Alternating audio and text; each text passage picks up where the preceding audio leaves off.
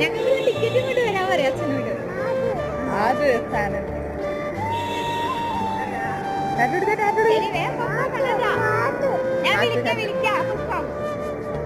പോയി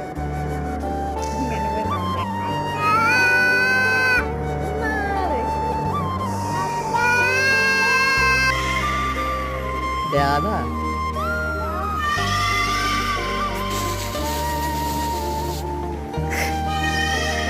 വിളിക്ക ഉറക്ക വിളിക്ക്.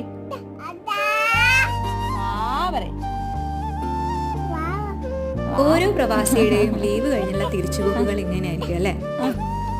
അപ്പോൾ ഞങ്ങളുടെ പ്രാർത്ഥന പോലെ തന്നെ ഇത്തവണ കണ്ണേട്ടൻ വന്നത് ഞങ്ങൾക്കുള്ള അബുദാബിയിലേക്കുള്ള ടിക്കറ്റും കൊണ്ടാണ്.